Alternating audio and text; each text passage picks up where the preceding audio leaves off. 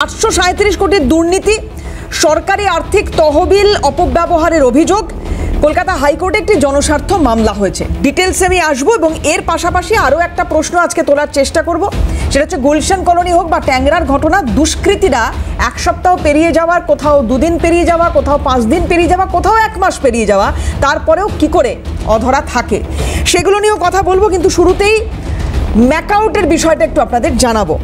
তার আগে আজকে আমাদের সঙ্গে যারা প্যানেলে উপস্থিত রয়েছেন তাদের সঙ্গে আলাপ করাই। আমার সঙ্গে আলোচনা টেবিলে উপস্থিত রয়েছেন রাজনৈতিক বিশ্লেষক ঝন্টু বড়াই। ঝন্টুদাকে প্রথমে স্বাগত জানাবো। অধ্যাপক মানুষ, অনেকগুলো বিষয় জানার রয়েছে ঝন্টুদার কাছ থেকে। পাশাপাশি সিপিআই নেতা রিতেশ বসাক রয়েছেন, রিতেশ দাকে স্বাগত জানাবো অনুষ্ঠানে। রয়েছেন তৃণমূল সমর্থক সৌরভ প্রিয় দত্ত, সৌরভ দাকে স্বাগত জানাই। আমি ঝন্টুদার কাছে আসবো, আজকে ডেফিনেটলি শুরু করব, কিন্তু তার আগে যে অভিযোগগুলো উঠছে নির্দিষ্টভাবে কি কি অভিযোগ একটু দেখাতে চাই আপনাদের গ্রাফিক্যাল প্রেজেন্টেশনের মাধ্যমে। দেখুন, জনস্বার্থ মামলা, সেই জনস্বার্থ মামলায় কি কি দাবি করা হয়েছে? 342 কোটি টাকা হিসেব বহির্ভূত অর্থ অন্যত্র স্থানান্তরিত করা হয়েছে। মারাত্মক অভিযোগ। 128 কোটি টাকা খরচের কোনো শংসাপত্র জমা দেওয়া হয়নি। 96 কোটি টাকা অতিরিক্ত ক্রয় দেখানো হয়েছে। 214 কোটি টাকা কাজ শেষ না করে অগ্রিম প্রদান করা হয়েছে। 57 কোটি টাকা ভুয়ো ও নকল নথির মাধ্যমে খরচ করা হয়েছে। হিসেবটা 837 কোটিতে গিয়ে পৌঁছয়। কি করে সম্ভব এটা? কেন কোনো কিছুর হিসেব থাকবে না? 96 কোটি টাকা অতিরিক্ত ক্রয়, আমি বাকিগুলো ছেড়ে দিলাম। অতিরিক্ত ক্রয়টা কিসে, কি কিনতে হলো? এই যে বেতন দেওয়ার অভিযোগ উঠছে, যে সংখ্যা, বেতনের যে সংখ্যা, তার থেকে বেশি টাকা কি কারণে দেওয়া হলো, কেন দেওয়া হলো, কাদের দেওয়া হলো? এবং শুধু এটা আজকে নতুন করে এই অভিযোগটা উঠছে এটা নয়, গত বছর আপনারা দেখেছেন তোলপাড় হয়েছিল, একটি সিএজি রিপোর্ট সামনে এসেছিল, সেই রিপোর্টে কি কি বলা হয়েছিল আমি আসবো সেখানে। কিন্তু তার আগে একটু ঝন্টুদাকে দিয়ে শুরু করি। ঝন্টুদা, ম্যাকআউট এসএসসির পর, দেখো, ম্যাকআউট হচ্ছে একটা প্রাতিষ্ঠানিক নাম। এরকম ম্যাকআউট রাজ্যের সর্বস্তরের শিক্ষা দপ্তরগুলো, শিক্ষা প্রতিষ্ঠানগুলোতে ছড়িয়ে আছে। আজকে ম্যাকআউট ধরা পড়েছে। এই ম্যাকআউট 2001 সালে বামফ্রন্টের বিধানসভা আইনে টেকনিক্যাল বিশ্ববিদ্যালয় হিসাবে কিন্তু আত্মপ্রকাশ করে এবং 2015-তে তৃণমূল সরকার ওই WBUT সেটার উন্নয়নের খোলস নলেজ না পাল্টে তার নামটা পাল্টে দিয়ে মৌলানা আবুল কালাম আজাদ টেকনিক্যাল ইউনিভার্সিটির নাম করেন, ফলাও করে নামটাম করেন ম্যাকআউট। কিন্তু বাইরের চুন দিয়ে নাম পাল্টে, খোলস নলেজ না পাল্টে ভেতরের অভ্যন্তরীণ দুর্নীতিটাকে যে ঢাকা যায় না সেটা তো প্রমাণিত। তোমাকে কেন বলছি, 2018 সালে 1 এপ্রিল থেকে 2023 সালে 31শে মার্চ পর্যন্ত এই দুর্নীতির রিপোর্টগুলো কিন্তু সিএজি জমা করেছিল এবং সেই দুর্নীতির অঙ্ক যখন একটার পর একটা বাইরে প্রকাশিত হচ্ছে, ব্রাত্য বসু তাকে জিজ্ঞাসা করা হয়েছিল প্রেস থেকে যে এত বড় একটা দুর্নীতি, মানে সরকারি তো, পশ্চিমবঙ্গ সরকারের তো 200টা কলেজ এর আন্ডারে, 200টা কলেজ, 10,000 শিক্ষক শিক্ষিকা বিভিন্ন কলেজে, এই বিশ্ববিদ্যালয়ের আন্ডারে একাধিক সেন্টার অফ এক্সেলেন্ট স্কুল, মানে ডিপার্টমেন্ট, যে ডিপার্টমেন্টগুলো এরা চালনা করেন তাদের একের পর এক অচল অবস্থা। একটা ছাত্রী আত্মহত্যা করলো, তারপরে তোমরা জানো অস্থায়ী শিক্ষক রিক্রুটমেন্টের ক্ষেত্রে বিস্তর জলঘোলা হলো।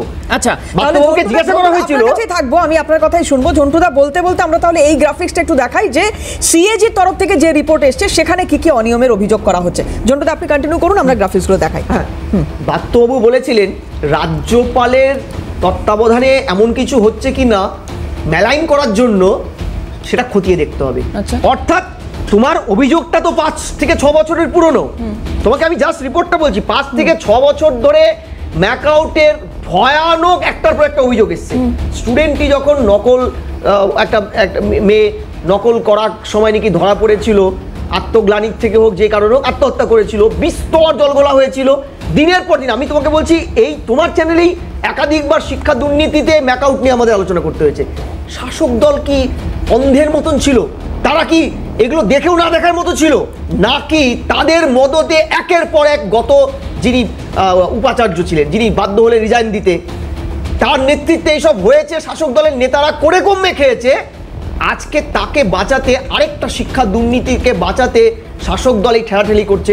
আমি তোমাকে বলি যে এই 800 কত 37 কোটি টাকা 37 কোটি টাকা এই অঙ্কটা যোজন বাড়বে, কারণ এই বিশ্ববিদ্যালয় ম্যাকআউট নয়, একাধিক বিশ্ববিদ্যালয় আছে যেখানে দিনের পর দিন এই রকম আয় ব্যয়ের হিসাব বা ইউটিলাইজেশন সার্টিফিকেট বিভিন্ন ফান্ডে দেওয়া হয়নি। তুমি আজকে ম্যাকআউট আত্মপ্রকাশ করেছে কারণ ওটা ফোকাস হয়ে গেছিল। অনেক বিশ্ববিদ্যালয় আছে, আমি আর নাম বলে তালিকাটা দীর্ঘায়িত করবো না, কিন্তু তোমাকে একটা কথা বলি, শিক্ষা প্রতিষ্ঠানগুলোতে ইসি, বিশ্ববিদ্যালয় স্তরে ইসি আর কলেজ স্তরে হচ্ছে গভর্নিং বডি, এরা যদি সুসংগঠিতভাবে গণতান্ত্রিক উপায়ে ভোটের মাধ্যমে নির্বাচিত না হয়, দিনের পর দিন একটা স্থবিরতা তৈরি হয়, শাসক দলের কাছের লোকজন সিলেক্ট হয়ে যায় শিক্ষাবিদ হিসেবে, তাহলে দেবারতী এই কাজগুলো হতে থাকবে। সেখানে একটা অভিযোগের কথা এখানে একটু আপনার কাছ থেকে একটু স্পষ্টভাবে জানতে চাইবো, সেটা হচ্ছে যে আমি 2024-এর কথা বলছিলাম যে সিএজি রিপোর্টটা সামনে আসছে এবং আমরা দেখাচ্ছি 132 পাতার। আচ্ছা, এখানে এই যে একটা সেই সময় অভিযোগ করা হচ্ছিল যে চুক্তিভিত্তিক অধ্যাপক নিয়োগের অভিযোগ উঠেছিল, কোনো রকম অনুমোদন ছিল না সেখানে, মানে এই যে কর্মসমিতির অনুমোদন ছাড়া যদি এটা হয়ে থাকে যে অতিরিক্ত চুক্তিভিত্তিক অধ্যাপক নিয়োগ করা হয়ে থাকে, এক্ষেত্রে কাঠগড়া এবং কোনো টেন্ডার ডাকা হয়নি, এক্ষেত্রে যদি মানে সেই সময় যে অভিযোগটা উঠেছিল, আমি 2024-এর কথা বলছি, যে একদল অধ্যাপক তারা অভিযোগ করলেন ভিসির এগেনস্টে, ভিসি অভিযোগ করছেন এদের বিরুদ্ধে। এক্স্যাক্টলি কি হয়েছে ঘটনাটা, এটা তো আমাদের পক্ষে এখানে বসে বোঝা সম্ভব নয়। প্রথম কথা, আর্থিক যে কোনো কিছু বিশ্ববিদ্যালয়ে এখন বিকাশ ভবনের কাছে জবাবদিহি করতে বাধ্য। আচ্ছা, এটা জেনে রাখো। বিকাশ ভবন আর্থিক জায়গাটায় বিশ্ববিদ্যালয়গুলোকে আষ্টেপৃষ্ঠে জড়িয়ে রাখছে এবং আগামীতে আরও জড়াবে, কারণ HRMS নামক একটি পলিসি আনতে চলেছে সরকার, যেখানে আজ না হোক কাল আমাদের বাধ্য করবে জয়েন করাতে। অর্থাৎ আর্থিক যে অটোনমি বিশ্ববিদ্যালয়, যেটা বিগত সরকার বা তারও আগে স্বাধীনতার আগের থেকে আশুতোষ মুখার্জির দীর্ঘ লড়াইয়ের পরে আমরা এই অটোনমি পেয়েছিলাম, সেটা চলে যাবে একদিন, আমি বিশ্বাস করি। তাহলে যেখানে বিকাশ ভবন আমাদের উপরে একের পর এক নজরদারি করছে সমস্ত বিশ্ববিদ্যালয়গুলোর উপরে, তাহলে তাদের নাকের ডোগায় পশ্চিমবঙ্গ সরকারের জনগণের ট্যাক্সের টাকায় পদেও টাকা দিনের পর দিন ইউটিলাইজেশন সার্টিফিকেট জমা দেওয়া হয় না বিকাশ ভবনে, তারপরে কি করে জ্ঞানগুলো আসে তুমি বলো তো? আমরা 31শে মার্চের মধ্যে কোনো আয় ব্যয়ের হিসাব যদি জমা না করি, ধরো আমি একটা 20,000 টাকার সেমিনার করেছি, সেই টাকাটা আয় ব্যয়ের হিসাব যদি 31শে মার্চের মধ্যে জমা না করি, আমার বেতন আটকে যেতে পারে, তুমি জানো? তাহলে এই যে নিয়মটা হলো, তাহলে বিকাশ ভবন কি করছিল বিশ্ববিদ্যালয় ফিনান্স দপ্তর? জবাব দিয়ে হবে না, একটা অ্যারেস্ট হয়নি কেন রেজিস্ট্রার এখনো বসে আছেন ওখানে? সৌরভদার উত্তরটা একটু নিই তাহলে, অনেকগুলো অভিযোগ উঠছে। সৌরভদা, একটা অভিযোগ উঠেছে যেখানে আমাদের অধ্যাপক ঝন্টুবাবুর কথা হচ্ছে যে এখনও অ্যারেস্ট হয়নি কেন। অভিযোগের সঙ্গে সঙ্গে মানে কেউ একজন অভিযোগ করেছে, আদালতে শুনানি চলছে, এটা আইনের মধ্যে রয়েছে, এবং এরপরে সিবিআই এবং ইডি তদন্তেরও একটা দাবি জানানো হয়েছে। তা সেখানে আমি যদি এখন একটা অভিযোগ করি যে আজকে এই চ্যানেলের এত বড় একটা অফিস ঘর রয়েছে, তো এখানে একটা বড় আর্থিক দুর্নীতি হয়েছে, এবং আমি যদি অভিযোগ করি আদালতের কাছে গিয়ে যে এখানে দেবারতী যুক্ত হয়েছে, যে সঞ্চালক হয়েছে সে যুক্ত আছে, প্রচুর টাকার লেনদেন তিনি করেছেন এই ইনস্টিটিউশনের নামে, তার সঙ্গে সঙ্গে পুলিশ এসে কি দেবারতীকে অ্যারেস্ট করে যাবে? মানে সে সঞ্চালনা করছে, তাকে অ্যারেস্ট করতে হবে? ঠিক আছে, যদি এই ধরনের কোনো দুর্নীতি হয়ে থাকে, ম্যাকাওয়ে যদি কোনো দুর্নীতি হয়ে থাকে, যে ধরনের কথাবার্তা ঝন্টুবাবু বলছেন তাতে মনে হচ্ছে যে দুর্নীতি প্রমাণিত হয়ে গেছে, টাকার অঙ্ক প্রমাণিত হয়ে গেছে, কিন্তু পুলিশ তাকে অ্যারেস্ট করছে না, তার বিচার হচ্ছে না। সে কথা ঝন্টুদা বলেন, ঝন্টুদা কিছু তথ্য এবং হ্যাঁ, আমি এক মিনিট, ঝন্টুদা আপনি তো এই কথা বলেননি যে আমি 32 পাতার ক্যাগ রিপোর্টটা যখন প্রকাশ্যে আসে, রেজিস্ট্রার মহাশয় বলেছিল আমরা আইনের পরামর্শ নিচ্ছি, অর্থাৎ বকলমে স্বীকার করে নিয়েছিল কেলেঙ্কারিটা হয়েছে। আচ্ছা, ভিসির আমি একটু শুনিনি, সৌরভদা আপনার সুবিধা হবে বলতে, ভিসির একটা রিঅ্যাকশন রয়েছে সিএজি রিপোর্ট নিয়ে, কি বলেছেন খুব দ্রুত শুনি, আপনার কাছে যাব। দেখুন, থেকে জুন অবধি আমাদের এখানে একটা সিএজি অডিট হয়েছিল, করলো এপ্রিল 2018 থেকে মার্চ 2023 অবধি। যে পিরিয়ড যে সমস্ত সময়ের ট্রানজাকশনের কথা বলা হচ্ছে, তখন আমি এখানে ছিলাম। করার পরে অডিটের অনেক ধরনের কোয়েশ্চেন ছিল, তা এখান থেকে আমাদের অফিস থেকে ফিনান্স অফিস থেকে এবং রেজিস্ট্রারের অফিস থেকে যে সমস্ত উত্তর দেওয়া হয়েছিল সেই উত্তরে তারা পুরোপুরি সন্তুষ্ট হননি। বলা হয়েছে যে এই হচ্ছে আমাদের অবজারভেশন, এটাকে আপনাদের এক্সিকিউটিভ কাউন্সিলে প্লেস করুন, কাউন্সিল থেকে আপনারা ডাইরেকশন নিন ফার্দার কীভাবে corrective measures, corrective course of অ্যাকশনটা আপনারা কী করবেন। সেই ফর্চুনেটলি এই ইউনিভার্সিটিতে ফেব্রুয়ারি 2022 থেকে এক্সিকিউটিভ কাউন্সিল নেই। আমাদের হায়ার এডুকেশন ডিপার্টমেন্টের সেখানে একটা অ্যাডভাইসারি ছিল, সেই অ্যাডভাইসারিতে বলা হয়েছিল যে এখানে কোনো রকম এক্সিকিউটিভ কাউন্সিল মিটিং না করার জন্য।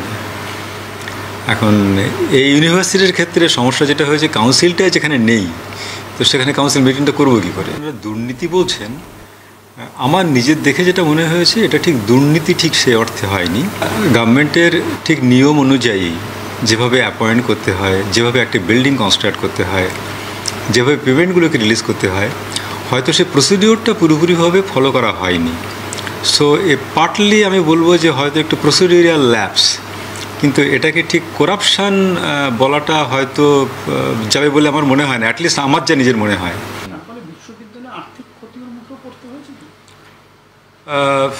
দেখুন, মানে ডেফিনেটলি এটা তো আর্থিকভাবে হয়তো খানিকটা লস হলো ঠিকই, হ্যাঁ ইউনিভার্সিটির লস হয়তো ঠিক ওই প্রসিডিওরটা পুরোপুরিভাবে মেনে চললে ক্যাগ যেটা বলছে হয় ওই লসটা হয়তো হতো না, কিন্তু ক্যাগের উত্তরটা যখন দিতে হবে আমাদের অফিসাররা এবং সৌরভদা, আমি এই কথাটাই বোঝাতে চাইছিলাম যে পরিষ্কার একটা কথা হচ্ছে যে টেকনিক্যালি কোনো বিষয় আছে নাকি সরাসরি কোনো দুর্নীতি হয়েছে, নাকি বিশ্ববিদ্যালয়ের নাম করে সেখান থেকে কোনো আর্থিক দুর্নীতি করে কেউ লাভবান হয়েছে, কোনো নেতা লাভবান হয়েছে, বা কারোর কাছে পয়সা কড়িটা ডাইরেক্ট গেছে। টেকনিক্যাল কোনো প্রবলেম থাকে, সেখানে যদি বিশ্ববিদ্যালয়ের কোনো আর্থিক ক্ষতি হয়ে থাকে, এই বিষয়গুলো তদন্ত হোক। আমরা তো সোজাসুজি একটা কথা পরিষ্কার বলি যে আমাদের এখানে জিরো টলারেন্স নীতি। যদি কোনো দুর্নীতি হয়ে থাকে আর দুর্নীতির জন্য যদি কেউ দোষী সাব্যস্ত হয়, আমরা পার্থ চ্যাটার্জির ক্ষেত্রে জিরো টলারেন্স নীতি নিয়েছি, তাকে আমরা দল থেকে বহিষ্কার করে দিয়েছি এবং মানে সে আমাদের দলের আর কিছুর মধ্যে নেই, সে মহাসচিব ছিল। তো এরকম ধরনের কোনো বিষয় যদি কখনো থাকে, আমরা আমাদের নেতা মন্ত্রীদের ছাড়ি না। সেখানে এই দুর্নীতি, যদি এই ধরনের কোনো দুর্নীতি যদি সত্যি হয়ে থাকে, টেকনিক্যাল এরার যদি না হয়ে থাকে, কোনো সমস্যা না হয়ে থাকে, তাহলে যে দোষী সাব্যস্ত হবে আইনের বিচারে তার কোমরে দড়ি পরিয়ে নিয়ে যাও। বেশ, অঙ্কন আমাদের সঙ্গে ইতিমধ্যে যোগদান করেছেন। এই আলোচনা টেবিলে বিজেপির মুখপাত্র অঙ্কন দত্ত রয়েছেন। অঙ্কনের কাছে আমি আসবো, কিন্তু একটা বিরতি নিতে হবে। খুব দ্রুত বিরতির পর ফিরে এসে এই যে জনস্বার্থ মামলা করা হয়েছে, আইনজীবী তরুণজ্যোতি তিওয়ারি তিনি ঠিক কি বলেছেন শোনাবো আপনাকে। খুব দ্রুত ফিরছি বিরতির পর, সঙ্গে রাখুন। ডিপার্টমেন্ট অডিট করেছিল ম্যাকাউটে, সে অডিট রিপোর্ট যখন আরটিআই রিপ্লাই পায় তখন এরাও অবাক হয়ে যায়, কী করে সম্ভব। 2 কোটি টাকার ওপর বেশ কিছু মানে ওয়ার্ক অর্ডার ইস্যু হয়ে গেছে উইদাউট টেন্ডার, 2 কোটি টাকার কাছাকাছি কম্পিউটার কেনা হয়েছে উইদাউট টেন্ডার, এক্সেস অ্যাপয়েন্টমেন্ট হয়েছে, মানে টেম্পোরারি অ্যাপয়েন্টমেন্ট, যাদের টেম্পোরারি অ্যাপয়েন্টমেন্ট করার দরকারই ছিল না, তাদের স্যালারি অনেক বেশি। টেম্পোরারি অ্যাপয়েন্টমেন্ট যারা করেছে তাদেরকে এবার এক্সট্রা টাইমের ওভার টাইম করার জন্য তাদের টাকা পেমেন্ট করেছে। ইউনিভার্সিটির সাথে যারা যুক্ত তাদের sister in law, brother in law, ভাই ভাতিজা এদেরকে চাকরি দিয়েছে, ভাইও বাকি নেই। মুখ্যমন্ত্রী ভাই বাবুন ব্যানার্জিও নাকি এই ম্যাকআউটের অ্যাডভাইজার হিসাবে কাজ করতেন, 1 লক্ষ টাকা স্যালারি পেতেন। মহান শিল্প মানে ফিল্ম পরিচালক গৌতম ঘোষবাবু, তিনিও অ্যাডভাইজার ছিলেন, তিনিও 48,000 টাকা প্রতি মাসে পেতেন। এরকম আরও অনেকজন আছে। পে করা যায়, এক্সেস পেমেন্ট, হিসাব নেই পেমেন্ট। ইনফ্যাক্ট অভিষেক বন্দ্যোপাধ্যায়ের ঘনিষ্ঠ একটা সলিসিটর ফার্ম, সেই সলিসিটর ফার্মের নামও আসছে এখানে, তাদেরকে 50 লক্ষ টাকা ম্যাকআউট পেমেন্ট করলো ফিস বাবদ, কিন্তু কোনো রকম টিডিএস কাটা হয়নি। নিয়ে প্রায় 820 কোটি টাকার ওপর, 823 কোটি অ্যান্ড সামথিং টাকার ইরেগুলারিটি স্টেট গভর্নমেন্টের অডিট ডিপার্টমেন্ট পেয়েছিল। তরুণজ্যোতি তিওয়ারির এই পুরো বক্তব্যের মধ্যে আমার খুব ইন্টারেস্টিং যেটা লাগলো সেটা হচ্ছে 2 কোটি টাকার কম্পিউটার। আমি রিতেশদার কাছে আসি। রিতেশদা, 2 কোটি টাকার কম্পিউটার না, প্রশ্নটা হচ্ছে যে 2011 পর থেকে তৃণমূল আজ শিক্ষাকে ব্যবসায় পরিণত করেছে, সমস্যাটা এইখানটাতে। এবং এই যে যেটা বললো না যে অভিযোগ করা, এটা অভিযোগ নয়, এটা বাম তৃণমূল মানে বিজেপি কংগ্রেস কেউ অভিযোগ করেনি। এটা হচ্ছে সিএজি মানে যার দায়িত্ব হচ্ছে অডিটটাকে দেখা, তিনি অডিটটার উপরে দাঁড়িয়ে এই কোয়ারিজগুলো দিয়েছেন যেগুলো মারাত্মক কোয়ারিজ। তার মানে কি তার কোনো জবাব তিনি পাননি। শুধু তাই নয়, ওখানে যে টেন্ডার হয়েছে, টেন্ডারে ফার্স্ট লোয়েস্ট যে L1 যে তার পাওয়ার কথা, সেখানে দাঁড়িয়ে L3 L4 পেয়েছে। মানে কত টাকা রাষ্ট্রের লস হচ্ছে যে L3 L4কে আমাকে সেই টাকা দিয়ে করাতে হয়েছে। এবং আরেকটা বিষয় হচ্ছে যে সেখানে দাঁড়িয়ে দেখবেন ম্যাথামেটিক্সের একজন মানে অধ্যাপক, তাকে অ্যাডমিনিস্ট্রেশনে অকারণে নিয়ে চলে আসা হয়েছে। তার মানে তার কোনো ভ্যালিডিটি নেই, কিছু নেই, তবুও তাকে নিয়ে আসা হয়েছে। আমরা যেটা এখন লোকে বলবে যে 34 বছরের সাথে তুলনা করবে, আমি সেই সব মানুষকে খুঁজছি যারা ওই যে সেই সময় পরিবর্তন চাই বলে ছবি দেখিয়েছিলেন না, অপর্ণা সেন, কৌশিক সেন, শুভা প্রসন্ন, তারা কোথায়? তারা তো মানুষকে বলেছিলেন যে একটা ভালো একটা শিক্ষা ব্যবস্থা আসবে, মানুষ তাদেরকে বিশ্বাস করেছিল, সেই বিশ্বাস করার পরে আজকে শিক্ষা আজকে তলানিতে এসে ঠেকেছে। আমরা যাই করি তাই করি, এক্সিকিউটিভ কাউন্সিলটাকে আমরা বাঁচিয়ে রেখেছিলাম, আমরা ম্যানেজিং কমিটিটাকে বাঁচিয়ে রেখেছিলাম, ম্যানেজিং কমিটিতে গার্জেন রিপ্রেজেন্টেটিভদের ইলেকশনটা ছিল, পছন্দ হোক অপছন্দ হোক এই ম্যানেজিং কমিটি। এমনকি সবচেয়ে বড় কথা হচ্ছে আমরা স্কুল সার্ভিস কমিশন তৈরি করেছিলাম এই কারণে যে আমাদের মনে হয়েছিল যে ম্যানেজিং কমিটি শুধুমাত্র নিয়োগের জায়গাটায় থাকবে না, কোথাও একটা নিরপেক্ষ একটা বোর্ড হবে, যে বোর্ডটা সেই নিয়োগের ক্ষেত্রে পূর্ণ দায়িত্ব নেবে, এবং তার জন্যই কিন্তু এসএসসি তৈরি হয়েছে। এবং আমি দায়িত্ব নিয়ে বলতে পারি সেই সময় দাঁড়িয়েও খোদ মমতা ব্যানার্জিও বলতে পারেনি যে বামরা এসএসসি পরীক্ষা নিয়ে টাকা খেয়ে এসএসসিতে লোক ঢোকাচ্ছে। অর্থাৎ স্বচ্ছতাটা ডিপেন্ডস করে নীতির ওপরে, স্বচ্ছতাটা কোনো মানুষের ওপরে ডিপেন্ডস করে না। তার জন্য এই সততার প্রতীক বলে যেটা লেখা হয় না, সেই সততাটা প্রমাণ করবার জন্য বুদ্ধবাবু থেকে জ্যোতিবাবু অবধি তাদের পাঞ্জাবিতে যতই আপনি লাল দাগ এমনি ছিটিয়ে দিতে পারেন, কিন্তু কলঙ্কের কালো দাগ কখনো ছেটেনি। না, এই যে চূড়ান্ত অব্যবস্থা, এর দায়, আমি অঙ্কনের কাছে আসবো, চূড়ান্ত অব্যবস্থার অভিযোগ উঠছে, এর দায় কে নেবে? না, কে নেওয়ার থেকেও বড় কথা হচ্ছে হলো একটু আগে তৃণমূলের সমর্থক তিনি বললেন যে শুধুমাত্র পার্থ চট্টোপাধ্যায় এসএসসি বা স্কুল শিক্ষায় দুর্নীতি করেছে, আমরা তাকে ছেটে দিয়েছি, জিরো টলারেন্স ইত্যাদি ইত্যাদি। 2018 থেকে 2022 পর্যন্ত প্রায় 225 কোটি টাকার দুর্নীতি এবং 9/6 এই ম্যাকআউট নিয়ে এসেছিল, সামনে উঠে এসেছিল। তখন মুখ্যমন্ত্রীর পুলিশ দপ্তর রাজ্য ভিজিলেন্স কমিশন তৈরি করে সেইখানে রাজ্যের মানে বাঘা বাঘা আইপিএসদের বসিয়ে এই ম্যাকআউটের, এই যে দুর্নীতি হয়েছে ম্যাকআউটের তদন্তের জন্য করেছিল।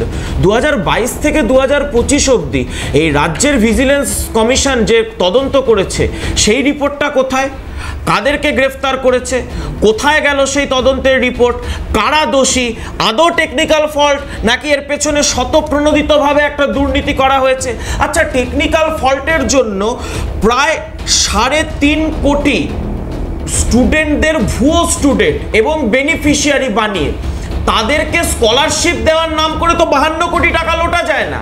এই যে 837 কোটি টাকার কারচুপি এবং 9/6 পাওয়া গেছে, তার মধ্যে 52 কোটি টাকা ভুয়ো স্টুডেন্ট, মানে যারা ম্যাকআউটের স্টুডেন্ট রয়, কোনো রেজিস্ট্রেশন হয়নি, তাদের নাম লিখিয়ে তাদের নাম করে মানে কমিশন নিয়ে তৃণমূল কংগ্রেস খেয়ে গেছে। অর্থাৎ স্কুল শিক্ষা, প্রাইমারি শিক্ষা থেকে শুরু করে একদম ইউনিভার্সিটি পর্যন্ত বাঙালির শিক্ষার মেরুদণ্ডটাকে ভেঙে চুরমার করে দিয়েছে এই তৃণমূল কংগ্রেস। এই শিক্ষা বিক্রির সরকার, এই চাকরি চোর সরকার, এরা যা পেরেছে তাই। আচ্ছা, 2024 সালে গত বছর এই নিয়ে ব্রাত্য বসুকে প্রশ্ন করা হলে ব্রাত্য বসু নিজে বলেছিলেন ইন্টার ডিপার্টমেন্টাল এনকোয়ারি চলছে, শেষ হয়েছে। এই যে মানে প্রায় 850 কোটি টাকার দুর্নীতি, এটা তো আমার আপনার ট্যাক্সের টাকা, এটা তো কোনো তৃণমূলের পৈতৃক সম্পত্তি নয় যে হ্যাঁ দুর্নীতি করলে মানুষের কিছু যাবে আসবে না। আমি ট্যাক্স দিয়েছি, দেবারতী দি আপনি ট্যাক্স দিয়েছেন, আপনার দর্শকরা ট্যাক্স দিয়েছে, সেই ট্যাক্সের টাকায় ছাত্রদেরকে পড়াশোনা না শিখিয়ে তৃণমূলের পকেটে যাচ্ছে। অঙ্কন, সৌরভদা কিন্তু শুরুতেই বলছেন যে অভিযোগ কোথায়? আরে তার তো প্রাইমা ফেসি শিক্ষামন্ত্রী নিজে মেনে নিয়েছিলেন। কেন মেনে নিয়েছিলেন বলছি, 2016 থেকে 2022 পর্যন্ত ইউজিসি এবং টেকনিক্যাল এই যে বিভিন্ন শিক্ষা ব্যবস্থাতে যারাগুলো প্রযুক্তিগত শিক্ষায় ইউজিসি পাঠিয়েছিল প্রায় 1250 কোটি টাকা এই ম্যাকআউটকে, এবং 2022-এর পর থেকে ম্যাকআউটকে সম্পূর্ণ টাকা দেওয়া বন্ধ করে দেওয়া হলো, কারণ ইউটিলাইজেশন সার্টিফিকেট দিতে পারছে না। ক্ষতি কার হচ্ছে? সাধারণ ছাত্রছাত্রীদের ক্ষতি হচ্ছে। এই স্যার বসে রয়েছেন, জন্টু স্যার, জিজ্ঞাসা করুন, 26,000 কোটি টাকার ইউজিসির গ্রান্ট ফান্ড আমাদের পড়াশুনোর জন্য এসেছিল যেন বাংলার ছেলেমেয়েরা পড়তে পারে। রাজ্য সরকার দুর্নীতি করবে বলে সেই টাকা ব্যবহার করতে দেয়নি, কারণ শুধুমাত্র সেই টাকার হিসাব দিতে হবে বলে। আজকে অধ্যাপকদের বেতন থেকে, ছাত্রছাত্রীদের লাইব্রেরির খরচ থেকে শুরু করে, বিভিন্ন জায়গায় ইউনিভার্সিটির ইনফ্রাস্ট্রাকচারের খরচা থেকে শুরু করে, সেই পুরো কয়েক হাজার কোটি টাকা ফেরত চলে গেছে আবার কেন্দ্রের কাছে ইউজিসির ফান্ড। কারণ এই রাজ্য সরকার বলেছে আমরা চুরি করব, আমরা দুর্নীতি করবো, টাকা দিতে পারেন, হিসাব দেব না। এবার এইগুলোই হয়নি বলে একজন অধ্যাপক তার প্রাপ্য হকের বেতন পাচ্ছেন না, একজন শিক্ষার্থী, একজন পড়ুয়া, একজন ছাত্র, সাধারণ ঘরের ছাত্র। এই যে ম্যাকআউটে বলুন, এইখানে ক্যাম্পাসিং বন্ধ রয়েছে, এখানে ক্যাম্পাসিং এর বদলে ছাত্রছাত্রীদের হরিণঘাটায় কি করা হচ্ছে? তৃণমূল কংগ্রেসের নেতা প্রিন্সিপালের, ভাইস চ্যান্সেলর, প্রিন্সিপাল, এই সমস্ত বিভিন্ন অফিস দখল করে তিনি মিটিং করছেন। তৃণমূলের টাউন প্রেসিডেন্ট আজকে বলুন ইউনিভার্সিটি ক্যাম্পাসটাকে নিজেদের দলের অফিসে পরিণত করেছে, যে ওখানে টাউন প্রেসিডেন্ট বসে বসে অফিসের মতো মানে দল পরিচালনা করছে। আমার আপনার ট্যাক্সের টাকা ইউনিভার্সিটি চলছে তৃণমূলের পার্টি অফিস চালানোর জন্য। এই শিক্ষার যেটা সর্বনাশ করে দিয়েছে তৃণমূল কংগ্রেস, যেটা আজকে দেখতে পাচ্ছি প্রাইমারির শিক্ষা ব্যবস্থা ভেঙে পড়েছে, 8000-এর বেশি স্কুল ভেঙে পড়েছে, সেখান থেকে আজকে বিশ্ববিদ্যালয় পর্যন্ত। এই জন্য দেখতে পাচ্ছেন স্কিল ডেভেলপমেন্টের ক্ষেত্রে পশ্চিমবঙ্গ আজকে 29টা রাজ্যের মধ্যে 26তম জায়গায় পৌঁছে গেছে। আমরা স্কিল ডেভেলপমেন্টে এগোতে পারছি না, কারণ যেখানে প্রযুক্তিগত শিক্ষা পাবে বাংলার ছেলে মেয়েরা, সেখানে হাজার হাজার কোটি টাকা দুর্নীতি করছে এই তৃণমূল কংগ্রেস। এই তৃণমূল যদি থাকে বাংলার শিক্ষা ব্যবস্থা শেষ। না, কিন্তু আমি বুঝলাম অঙ্কন, এসএসসি নিয়ে লাগাতার বেশ কিছু অভিযোগ উঠেছে, মামলা চলছে, সেক্ষেত্রে যেটা সৌরভদা কিছুক্ষণ আগে বলছিলেন যে কেন্দ্রীয় তদন্তকারী সংস্থা হয়তো এক্ষেত্রেও পরবর্তী ক্ষেত্রে দেখা যাবে আসতে পারে বা ইত্যাদি। কিন্তু আমি বলছি নিট ফল কি, এই যে এত দুর্নীতির অভিযোগ উঠছে শিক্ষাক্ষেত্রেই, আমি ধরছি, আমি বাকিগুলো বাদ দিলাম, শিক্ষাক্ষেত্রে এত দুর্নীতির অভিযোগ উঠছে, তারপর নিট ফল আপনি কার থেকে এক্সপেক্ট করছেন? 9 বছর পর সুপ্রিম কোর্টের কাছে থাপ্পড় খেয়ে যে রাজ্যের সরকারকে এসএসসি নিতে হয়, যেখানে আজকে স্কিল ডেভেলপমেন্টের ক্ষেত্রে আমরা পিছিয়ে একটা সময় প্রথম 10-এ থাকতাম, আজকে 26-এ চলে গেছি। এই রাজ্য সরকার তো চায় না, এই রাজ্য সরকার শিক্ষা আনবে কেন, শিক্ষিত বানাবে কেন ছেলে মেয়েদের? শিক্ষিত বানালে যদি চাকরি করে তাহলে পার্টির ক্যাডার কে হবে? তাহলে এই মনোজিৎ, ধর্ষক মনোজিতের হয়ে উই লাভ মনোজিৎ দাদা বলে ক্যাম্পাসে দেওয়ালকে লিখবে। তৃণমূল কংগ্রেস বাংলার ছেলে মেয়েদের শিক্ষা চাকরি কিচ্ছু পরোয়া করে না, তাদেরকে ওই ভাতা দেব, তাদেরকে ওই হাতে কিছু টাকা দিয়ে দেবো, আর দলের ক্যাডারে পরিণত করবে। এই জন্য তো তৃণমূলকে সরানো প্রয়োজন বাংলার জন্য। শিক্ষা দিতে চায় না, মেধা তৈরি হোক চায় না তৃণমূল কংগ্রেস, বাংলা থেকে এই অভিযোগ করছে অঙ্কন। অঙ্কন করছে, ঠিক আছে। আসলে কেউ একজন জানতে চেয়েছিল যে প্রধানমন্ত্রী শিক্ষাগত যোগ্যতা কি, বলছেন না ওটা জানানো যায়। আরে আপনি বাংলার শিক্ষার কথা বলুন, বাংলার শিক্ষার কথা বলুন। ম্যাকআউটের কত টাকা চলে গেছে, যদি কেউ না বলতে চাও, কত টাকা আপনারা খেয়েছেন? না, অপ্রাসঙ্গিক কথা বলে এই কথাবার্তা, অপ্রাসঙ্গিক কথা বলে প্রাসঙ্গিক না, একদম ম্যাকআউটের হিসাব দিন। ম্যাকআউটের হাজার হাজার টাকা খেলেন কেন? নরেন্দ্র মোদী ম্যাকআউটের টাকা খেলেন কেন? ম্যাকআউটের টাকা বাংলার ছেলেদের টাকা খেলেন কেন? শিক্ষাগত যোগ্যতা, প্রধানমন্ত্রীর শিক্ষাগত যোগ্যতা চাইতে গেলে আপনি গিয়ে যান, কোর্টে যান, কোর্টে গিয়ে জবাব পেয়ে যাবেন। কিন্তু আপনি হবে এইটা, হ্যাঁ, কেন আপনাকে প্রধানমন্ত্রী শিক্ষাগত যোগ্যতা, প্রধানমন্ত্রীটা আপনি মাধ্যমিক পাস? না, আমি তো 1 পাস। ও, ক্লাস 1 পাস। আচ্ছা আচ্ছা, ঠিক আছে। এই দিকে এসে তাহলে বলুন এর কত টাকা খেয়েছেন আপনি? আমি বলতে চাইছি প্রধানমন্ত্রী শিক্ষাগত যোগ্যতা, না না, যে দেশ চালাচ্ছে, যার হাতে বিশ্ববিদ্যালয়, যার হাতে ভারতের সবকিছু, এই কোনোভাবে জানানো যাবে না। তারা আবার তৃণমূলের কথা বলবে। ম্যাকআউটের টাকা খেলেন কেন? কত টাকা শিক্ষা থাকে? আমি উত্তর দেব, আগে প্রধানমন্ত্রী শিক্ষাগত যোগ্যতা বলো। প্রধানমন্ত্রী শিক্ষাগত যোগ্যতা নিয়ে চাকরি হচ্ছে না, চাকরি আপনারা করছেন। একটু প্রসঙ্গে থাকবো রিতেশ দা। আমার একটা এতক্ষণ ধরে ঝগড়া করছে সৌরভদা, সেটা দরকার ঝগড়া করিনি। না, সেটা ভালো কথা। যেটা হচ্ছে যে 34 বছর, একবারও আপনাদের বলেছি 34 বছর, না আমরা বলিনি, একটু শোনা ধৈর্য রাখুন। দিয়ে বাতি সিপিএম বলে, আমি সত্যি এটা বলেছি, আমি বলেছি, আপনারা ধৈর্য রাখুন। আরে বাবা, শোনা ধৈর্য রাখুন না, শোনা ধৈর্য রাখুন। 34 বছরে যেটা হয়েছিল, যে 34 বছরে বহু বেকারকে আমরা শিক্ষক হতে দেখেছিলাম, আর এই 14 বছরে বহু শিক্ষককে আমরা বেকার হতে দেখব। এর থেকে দুঃখের বিষয় অন্তত আর কিছু হতে পারে না। আজকে শিক্ষকদের অবস্থাটা কি? হেডমাস্টারকে ম্যানেজিং কমিটির প্রেসিডেন্ট পেটাচ্ছে, অন ক্যামেরা পেটাচ্ছে। আমি বলছি না, আমরা বলছি না, এর থেকে বড় লজ্জার কি হতে পারে? আজকে শিক্ষকদেরকে, তুমি একজন সাধারণকে বলো যে শিক্ষককে, আপনি কি শিক্ষক? তাহলে আগে জিজ্ঞেস করবে 2011-র আগে না পরে। এইটা হচ্ছে সবচেয়ে মারাত্মক প্রশ্ন, যে 2011-র আগে হলে আপনি শিক্ষক, আর 2011-র পরে হলে আপনার শিক্ষকতা নিয়ে আমার চিন্তা আছে। এই জিনিসটা, এবং সবচেয়ে বড় সমস্যাটা কি হতে চলে, এই যে শিক্ষা ব্যবস্থাটা যে গুলিয়ে দিচ্ছে এই টাকার দুর্নীতি ইত্যাদি নিয়ে, সাধারণ মানুষ খেটে খাওয়া মানুষ, তাদের এই রাজ্য সরকারি শিক্ষা ব্যবস্থার উপরে একটা সন্দেহ প্রকাশ হচ্ছে, এবং এর ফলে যেটা হচ্ছে বেসরকারি শিক্ষা ব্যবস্থাগুলো আরো ফুলে ফেপে উঠছে, এবং তার ফলে কি হচ্ছে বেসরকারি শিক্ষা ব্যবস্থা থেকে কমিশন খাচ্ছে তৃণমূল, এবং তার ফলে হচ্ছে আপনি দেখবেন যে তৃণমূলের বিদেশে যাওয়ার সফর সঙ্গী কে হচ্ছে বেসরকারি ইউনিভার্সিটির ভাইস চ্যান্সেলরের নামে, তিনি যাচ্ছেন তৃণমূলের কোনো মানে রাজ্য সরকারের কোনো শিক্ষিত ভাইস চ্যান্সেলর বিদেশের সফরে মুখ্যমন্ত্রী মানে বিষয়টা কিন্তু এরকম নয় যে শুধু যাদবপুর থেকে মেধা তৈরি হচ্ছে গোটা বাংলায়, আর কোথাও মেধা নেই বা মেধা তৈরি হচ্ছে না। আমি একদম এই পর্বের আলোচনাটা ঝন্টুদাকে দিয়ে শেষ করবো একদম 30 সেকেন্ডে। ঝন্টুদা, আপনি ব্লেসড যে আপনি অনেক আগে বেরিয়ে গিয়েছেন, পড়াশোনা করে চাকরি পেয়ে গিয়েছেন। আমি তো মাঝে মধ্যে বলি 5 বছর পরে জন্মালে আজকে হয়তো ওই ধর্ণা মঞ্চে থাকতাম, না হলে আমার মৃত্যু হতো, আত্মহত্যা করতাম। মানে আমি কাউকে করছি না। দেখো আজকে আমরা তো ডিরেক্ট হায়ার স্টাডিজের সাথে যুক্ত, আমাদের ছাত্ররা জীবনের শেষ লগ্নের শিক্ষাটা নিতে আসে, অর্থাৎ লাস্ট যে শিক্ষকটাকে তারা দেখে তারা হচ্ছে আমরা। তারা তারপরে ইমিডিয়েট যখন বেকারটা হয়ে রাস্তায় ঘুরে বেড়ায়, হতাশা। আজকে ভাবো 2-3 ছাত্র নিয়ে আমাদের ক্লাস করতে হচ্ছে। আমি আসার সময় সৌরভদাকে গাড়িতে বলছিলাম যে আমাদের এবার 5% স্টুডেন্টও ভর্তি হবে কিনা সন্দেহ, অথচ বেসরকারি প্রতিষ্ঠান উপচে পড়ছে। ভাই কই, আমরা তো যোগ্যতার ভিত্তিতে চাকরিটা পেয়ে এসেছি রে বাবা, আমাদের ইনফ্রাস্ট্রাকচার তো উত্তম সরকারি প্রতিষ্ঠানে। কারণ বাঙালি ছেলে মেয়েদের কিউজটা নষ্ট করে দিয়েছে সরকারি প্রতিষ্ঠান সম্পর্কে।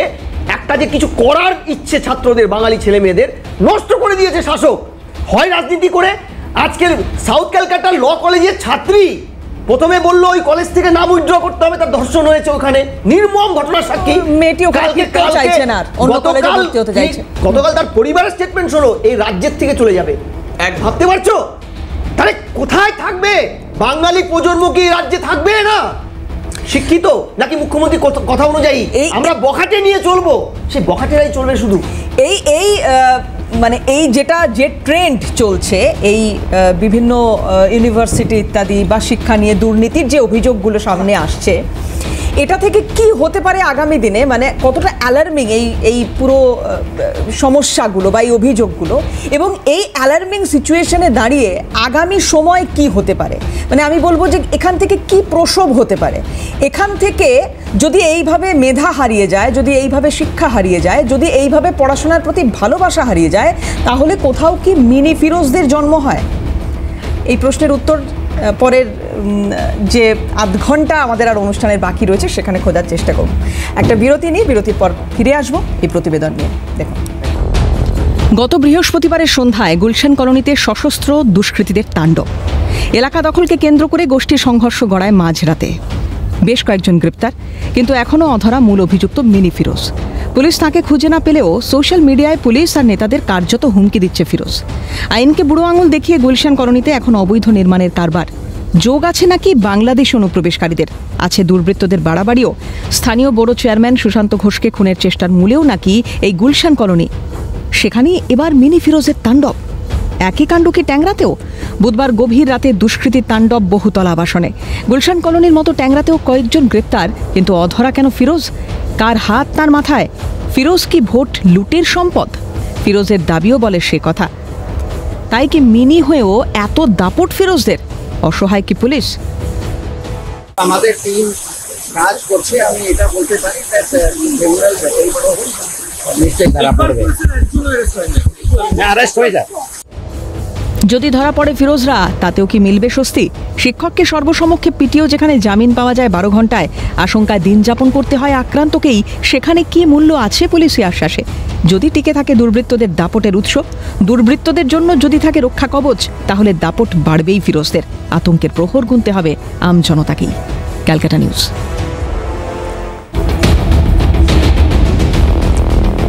সোশ্যাল মিডিয়ায় একটা মানুষ, সে অ্যাক্টিভ, সে প্রেস কনফারেন্স করছে, তাকে কেউ খুঁজে পাচ্ছে না, মানে পুলিশ খুঁজে পাচ্ছে না। মনোজ ভার্মা বলছেন যে অ্যারেস্ট হয়ে যাবে। সৌরভদা, এটা আশ্বাস ভাববো, সাফাই ভাববো, কি ভাববো? বিষয় হচ্ছে যে ওই বিজেপির এক গুন্ডা রাকেশ সিং, সে ওই কাজটা করেছিল। ওই রাকেশ সিং এরকম পালিয়ে গেছিল, তারপর ওই ফেসবুক লাইভ টাইপ করেছে, তা পুলিশ সময় মতন যা ওষুধ দেওয়ার ওকে দিয়ে দিয়েছে। তো এইসব মিনি ফিরোজ টিরোজ যেসব আছে ওই ইয়ের মতন, ওর মতন, এরাও সব সময়ের অপেক্ষা। পুলিশের কাজ করছে, এবং আমরা এটা বলতে পারি যে আমাদের পুলিশ অনেক বেশি সক্রিয়। আর তোমরা যাদেরকে বলছো যে আমাদের এই ভোট ব্যাংক, আমাদের ভোট লুটের এই ভোট লুটের সেই, আমি একটা কথা দায়িত্ব নিয়ে বলতে পারি যে আমাদের বাংলার জনগণ ভোট দেয়। এরকম তো অনেক কথাবার্তা বিভিন্ন মিডিয়াতে সবসময় উঠে আসে, কিন্তু প্রত্যেকবারই আমাদের আসন দিনের পর দিন বেড়ে চলেছে মানুষের ভোটে, এবং সেন্ট্রাল বাহিনী থেকে সেই ভোটগুলো হচ্ছে।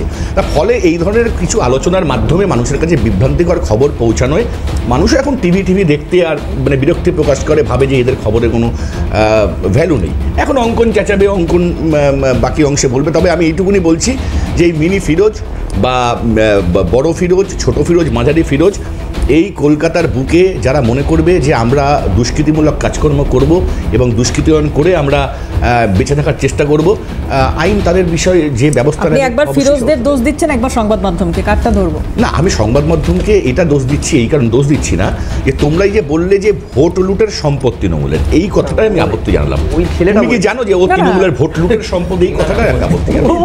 বলিনি দাদা, এটা আমরা বলিনি, এটা আমরা বলি না, এখানে তোমরা বলেছো ফিরোজই বলেছে। এটা আমরা বলছি লাইভ কে যাই হোক। বলছে? ফিরোজ না যাই হোক, আরে ওর কথাটা না না, ও কি বলেছে আমি করছি বলে যে আমরা তৃণমূলের ওই ভোট লুট আমরা না না, ও যাই হোক, আমি আমার কথা হচ্ছে, আমি সেটাই বললাম, আমি তো জানি না ও কি বলেছে না বলেছে। এখানে এসে গুন্ডা বদমাশের কথাটা শোনার মতো আমার ইচ্ছা নেই। দেখুন, আপনার যেটা ইচ্ছেই করছে না, পুলিশ তাকে ধরতে না না, বলছি যে এইসব সমাজ বিরোধী, তারপর দেখবেন এই খিস্তিবাজ কি সুচিত্রা, যাদেরকে শুভেন্দু অধিকারী জয়েন করায় এই মঞ্চে উঠিয়ে, ভাইরাল সুচিত্রা না খিস্তিবাজ সুচিত্রা, তো এই সব বিষয় নিয়ে আমাদের মতন ওই মানে ওর কথায় অনুযায়ী ওয়ান পাস করা সৌরভ দত্ত কথা বলবে, তাদের সম্পর্কে খোঁজখবর রাখবে, সেই ইচ্ছাটা আমি বলিনি। এটা তুমি বলেছো যে আমি ওয়ান পাস। তুমি বলেছো আমাকে শিক্ষাগত যোগ্যতা বলে ওয়ান পাস, এটাই বললাম।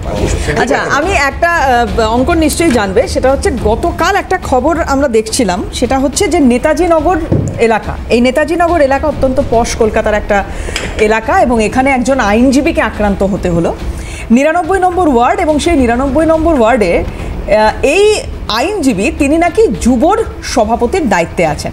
এবার হঠাৎ করে একজন জয়ন্ত ঘোষ সামনে এলেন। জানি না এই জয়ন্ত ঘোষকে, তৃণমূল কংগ্রেস দলের সঙ্গে তার কোনো সম্পর্ক নেই বলে এখানকার কাউন্সিলর মিতালি বন্দ্যোপাধ্যায় তিনি বলছেন, কিন্তু অদ্ভুত লাগলো অঙ্কন যেটা দেখলাম আমরা, সেটা হচ্ছে যে এই জয়ন্ত ঘোষ বা তার সাগরেদদের যখন পুলিশ ধরলো, অ্যারেস্ট করলো, মেডিকেলের জন্য নিয়ে যাচ্ছে তাদের, সেই সময় পুলিশের ওপর আক্রমণ চালালো এরাই।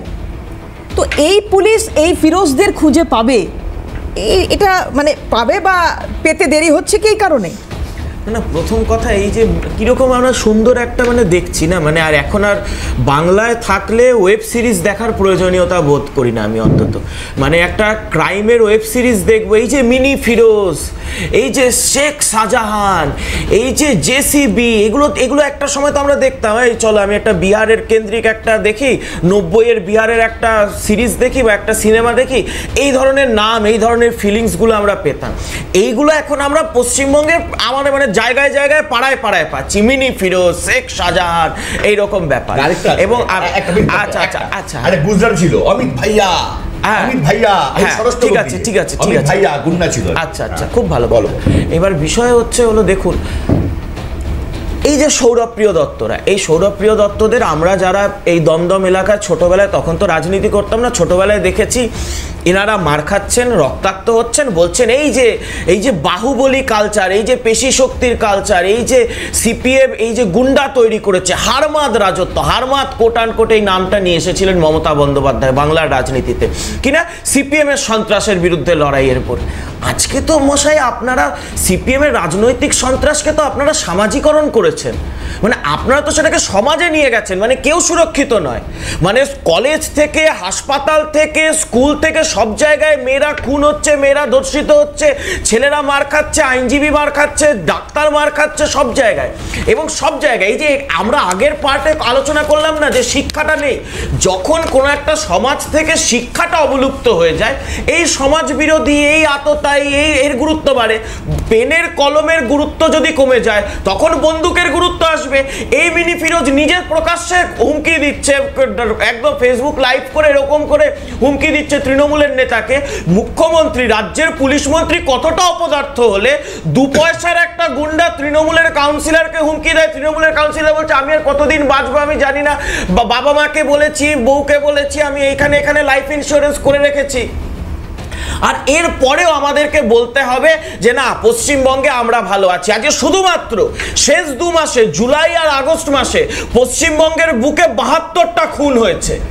আমরা যাই না পরিসংখ্যান নিয়ে 72টা রাজ্যের পুলিশ মানে বিভিন্ন থানায় যে রিপোর্টেড খুনের সংখ্যা 72। অর্থাৎ আমরা কোথায় বসে আছি? কোনো নাগরিক নিরাপত্তা নেই। কবে বেঁচে আছি, কবে মরে আছি? এই মিনি ফিরোজদের হাতে বন্দুক। এই মিনি ফিরোজরা নিজেরা ঘোষণা করে বলে যে আমরা ভোট লুট করি বলে তৃণমূল কংগ্রেস ক্ষমতায় আছে। ফিরহাদ হাকিম মেয়র হতে পারে, মুখ্যমন্ত্রী মমতা ব্যানার্জি হতে পারে, তবুও মানে এতটা ভোট ব্যাংকের রাজনীতি করতে হয়, এতটা দুষ্কৃতীদের ওপর আজকে নির্ভর করতে হচ্ছে মমতা বন্দ্যোপাধ্যায়কে, যে এত বড় কথা যে বলতে পারে দুষ্কৃতী একটা ক্রিমিনাল, যে আমার ভোট লুটের ওপর মানে কলকাতার মেয়র নির্বাচিত হয়। লজ্জা লাগা উচিত বাংলার, লজ্জা লাগা উচিত বাঙালি। কলোনির ভৌগোলিক যে মানে আমি যে ম্যাপটা আর কি যদি দেখি, তাহলে সেখানে এর আগে একাধিকবার আলোচনা হয়েছে, আমি খুব দীর্ঘায়িত করতে চাইছি না, আমি একটু রিতেশদার কাছে আসবো এটা নিয়ে। সেটা হচ্ছে গুলশান কলোনির জন্ম তো বহু বছরের, এটার চরিত্র বদলেছে বা যেভাবে গুলশান কলোনি তৈরি হচ্ছিল সেখান থেকে আজকের দিনে দাঁড়িয়ে এই গুলশান কলোনি এমন জায়গায় কি করে পৌঁছলো যেখানে কাউন্সিলর রাস্তায় বসে তার ঘনিষ্ঠ মানুষদের সঙ্গে কথা বলছেন, সেখানে তার উপর হামলা চালানোর মতো ঘটনা ঘটে। মিনি ফিরোজদের গ্যাং এরকম প্রকাশ্যে গুলি চালানোর মতো ঘটনা ঘটাচ্ছে। কিভাবে তৈরি হলো এই গুলশান কলোনি, এই জায়গায় পৌঁছালো ডেমোগ্রাফি আজকে গুলশান কলোনি কিভাবে দেখছেন? দেখো, বাংলায় একটা কথা আছে, পাপ পাপের বাপ কেউ ছাড়ে না। কাউন্সিলর এখন বুঝতে পারছে যে সে কাকে পুষেছে, আর সে তার উপরে এখন ওই ফ্র্যাঙ্কেনস্টাইন তৈরি হয়ে গেছে। এখন এটা কাউন্সিলর মনে মনে ভালো করে বুঝতে পারছে। আমি শুধু একটা কথা বলি, এটা যদি মিনি ফিরোজ হয় তাহলে ফুল ফিরোজটা কে, তার কি গতিবিধি? সে তো এখানে ওপেনলি বলছে যে আমাদেরকে ব্যবহার করা হয় ইলেকশনে জেতার জন্য। এইটুকুনি কিন্তু ইন্টারেস্টেড যে তাকে ব্যবহার করা হয়েছিল। 1, 2 হচ্ছে যে তুমি একটা জিনিস দেখবে, সাধারণ জিনিস, যে যত ক্রাইম হয়েছে তার অধিকাংশটাই সিসিটিভির সামনে হয়েছে। অর্থাৎ কি না, ক্রিমিনালরা জানে যে ওখানে সিসিটিভি আছে, কিন্তু আমি যেভাবে রয়েছি বা আমার মাথায় যার হাত আছে, আমার ওই সিসিটিভি কোনো কাজেই লাগবে না। ইভেন ওই শিক্ষার ক্ষেত্রে শিক্ষককে পেটাচ্ছে যখন, তখনও কিন্তু সিসিটিভির সামনেই রয়েছে, কিন্তু তবুও তার মনের মধ্যে এইটুকুনি ভয় নেই যে ওখানে সিসিটিভি আছে, আমি এইটুকুনি করবো না। এইটা হচ্ছে মূল জিনিস। তুমি একটা সাধারণ জিনিস বলো না, জেসিবির বাড়ি হাইকোর্ট বলেছে যে ভেঙে একটা তলার তো ভেঙে দেখান, একটা ইট ভাঙতে পারছে না, এরকম অবস্থা। পুরো পশ্চিমবঙ্গটা একটা ললেস অবস্থায় রয়েছে। এবং সমস্যাটা কোথায় জানো? শাসক যদি অশিক্ষিত হয়, শাসকের দল যদি অশিক্ষিত হয়, তাহলে শাসক কিন্তু বিপদে যাবেই। এইটা মানুষ যত তাড়াতাড়ি বুঝবে তত ভালো। না, অশিক্ষিত শব্দটা আমি একটু আপত্তি করলাম, কারণ এরকম ব্যক্তিগত আক্রমণ, অশিক্ষিত মানে কিন্তু তুমি পুঁথিগত বিদ্যার উপরে কিন্তু নয়, শিক্ষা কিন্তু প্রত্যেকে দেয়। যিনি চাষ করেন সেও তোমাকে কোনো না কোনো ভাবে শিক্ষা দেয়। এমনকি শিক্ষাটা এমন একটা জিনিস, সেটা কখনো ওই পুঁথিগত A+B² এর মধ্যে কিন্তু থাকে না। দাদা নাই বলছি কি, সিপিএম কে বলতে দাও, ওদের আটকাবে না। আমরা চাই ওরা যত বেশি বলবে, ওই যে জোট তত বেশি ওরা গর্তে ঢুকবে। এটা মনে হয়, এটা মনে হয় 14ই আগস্ট থেকে মনে হয়েছে, 2024-এর 14ই আগস্ট থেকে বুঝতে পেরেছো না যে মানুষ কি বলছে? এর জন্য হচ্ছে সাবধানে দেখো, নেপালের পুনরাবৃত্তি যেন পশ্চিমবঙ্গে না হয়। বেশ, একটা বিরতি নেব। আমি আসছি দাদা, আমি আসছি প্লিজ। অনেক বেশি অহংকার করছো, এই অহংকার করতে যেও না প্লিজ। অহংকার করে কিন্তু বহু সরকার পড়েছে, মোগল সরকারও পড়েছে, ব্রিটিশ সরকারও পড়েছে, তোমাদের সরকারেরও কিন্তু একটা ডিমিনিশন রিটার্ন আছে। না, বাম সরকার বলেছে। একটা বিরতি নেই প্লিজ। অহংকার পতনের মূলে সেটা দাদা জানেন। আসছি একটা বিরতি নেই, খুব শার্প ব্রেক। বিরতির পর ফিরে এসে সুশান্ত ঘোষ, তার একটা প্রতিক্রিয়া রয়েছে। তিনি কিছুদিন আগে যখন এই ঘটনা ঘটলো তার পরে কি বলেছিলেন একবার একটু শোনাবো আপনাদের। পাশাপাশি মিনি ফিরোজ, তিনি একদম প্রকাশ্যে বক্তব্য রাখছেন, পুলিশ তাকে খুঁজে পাচ্ছে না, কি বলেছেন শোনাবো। দুজনের বক্তব্য নিয়ে ফিরছে একটা বিরতির পর, সঙ্গে থাকুন। গত কয়েকটা ইনসিডেন্ট 2021 সালের পর থেকে আপনারা যেগুলো দেখাচ্ছেন, আমি কাউন্সিলর হওয়ার আগের কিছুটা ঘটনা আছে। গুলশান কলোনি তৈরি হয়েছিল আজকে না, গুলশান কলোনি তৈরি হয়েছিল সিপিএমের সময় থেকে, এবং সিপিএমের সময় থেকে এই জিনিস চলছে। আমি আসার পরে ওখানে চেষ্টা করেছি ক্রিমিনাল রাজ বন্ধ করবার জন্য।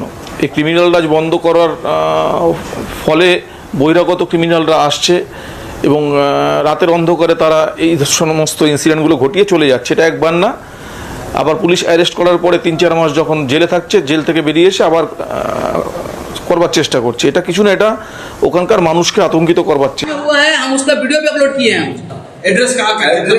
एड्रेस है शायद L/12 D/12 अपार्टमेंट, इसका क्या नाम, ऑटो स्टैंड का बायां हाथ जो गली जा रहा है सीधा, उसमें मंसूर, आलमगीर मियां आसिफ, और एक है आपका रिजवान, और एक है अली भाई मेडिकल वाला।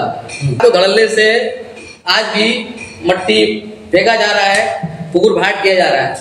कहाँ पर? 500, 520, 523, 527 चौबा का आपका मौजा नौना डांगा। हमारे से कोई लेना देना नहीं है, जो इलीगल काम करेगा अपना अंजाम तक पहुंचेगा। चाह रहे हैं यहाँ का अवाम का मैंने आँख खुले, वो लोग जाने क्या हकीकत क्या ये, इसलिए कि कल को हो सकता है ये नया काम के चक्कर में कारपोरेशन पुराना बिल्डिंग तोड़े। बिल्डिंग इलीगल है, मेरा बिल्डिंग 10 साल पुराना है, कम 20 दफा 100 डायल किए हैं। पुलिस आया, पुलिस आके काम बंद कराया, पुलिस ने काम बंद कराया, फिर वो लोग काम चालू किया। क्या काम हो रहा था वहाँ पे? इलीगल ढलाई मोटर। तो हम लोग का जो यहाँ जो प्रमोटर काम कर रहा है, ये लोग तो कोई करोड़पति नहीं है। ये लोग क्या करते हैं, झूठ बोल के एक गरीब का पैसा से मैंने बुकिंग किया, फिर वही पैसा से बिल्डिंग बनाया। कल को अगर कारपोरेशन प्रमोटर कमा के जो अपना कमीशन खा के निकल गया, या 375 रुपया जिसका जेब में देने का था, स्पॉन्सर का जेब में देने का था, दे दिया। उसका बात बताइए कि जो गरीब रहेगा, जो गरीब उसमें रहेगा, उसका क्या होगा?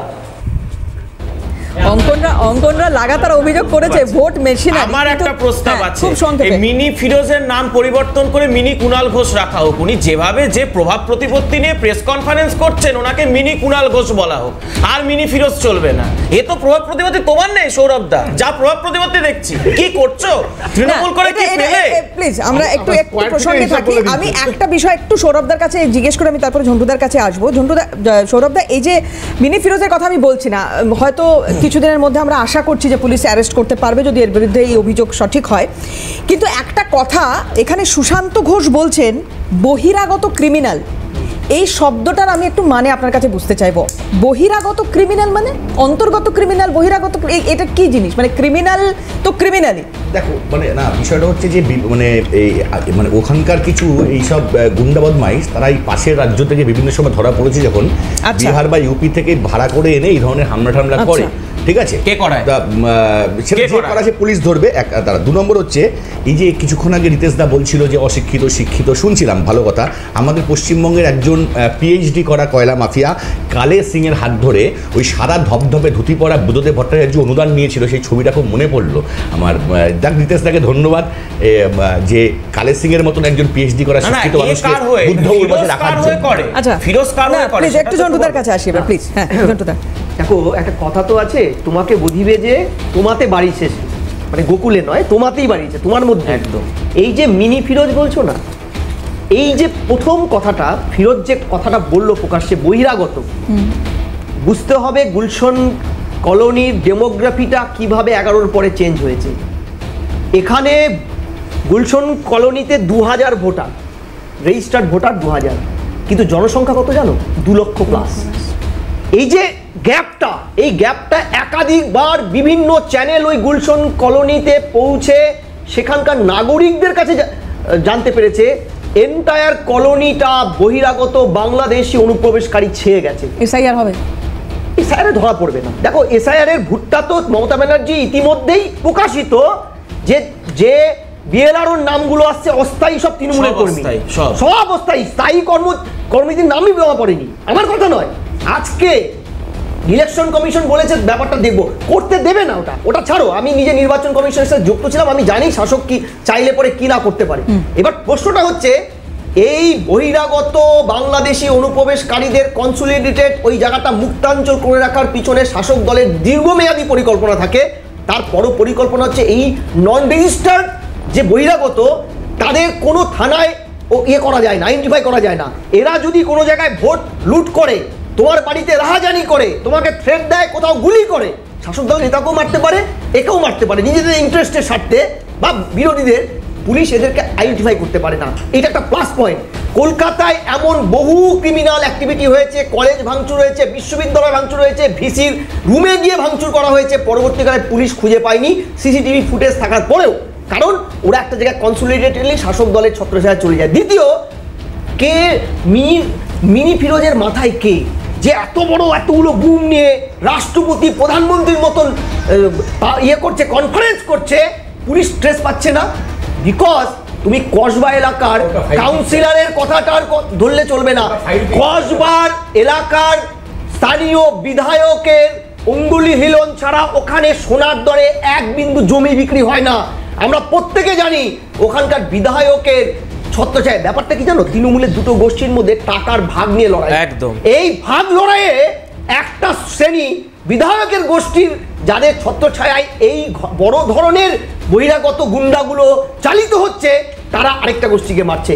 যখন গোষ্ঠী খেয়ে বন্ধ হবে তখন ভোট লুট করতে আসবে। এই তত্ত্ব প্রথম থেকেই এই ঘটনাটার সঙ্গে জুড়ে গিয়েছে কোথাও না কোথাও অভিযোগে। না আজকে আর সময় দিতে পারছি না, আমি ক্ষমা প্রার্থী প্রত্যেকের কাছে নিজস্ব একটা সমাজ বিরোধীদের রাখে, আজকে আর শেষ করব। বহিরাগত প্রত্যেককে সমাজ ধন্যবাদ বিরোধীরা সময় তাদেরকে এসে মারছে। এবং আপনারা যারা আমাদের সঙ্গে ছিলেন ধন্যবাদ। আজকে এখানে শেষ করছি, অন্যান্য খবরের জন্য চোখ থাকুক সিএনএ।